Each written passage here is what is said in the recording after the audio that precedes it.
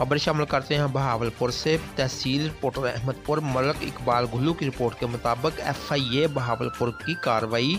Fraud पर मबनी company परपाल का director Akhtar Abbas गिरफ्तार। अवाम को भारी मुनाफा का लालच देकर अरबों रुपए लूटने, हुंडी मनी लॉन्ड्रिंग के जरिए अरबों रुपए बाहर मुंतकिल करने वाली कंपनी परपाल एडिसन के डायरेक्टरों के खिलाफ मुकदमात और गिरफ्तारियों का सिलसिला जारी है। गुज़श्ता रोज FIA ने कार्रवाई करते हुए अख्तर अब्बासी को गिरफ्तार कर लिया। ज़राए के मुताबिक मुल्ज़म अख्तर अब्बासी, जो परपाल एडिसन का डायरेक्टर था, जो कि अवाम से करोड़ों रुपए लूट कर फरार था, मुतासिरीन की दरख्वास्तों पर FIA बहावलपुर ने मुकदमा दर्ज करके गिरफ्तार कर लिया।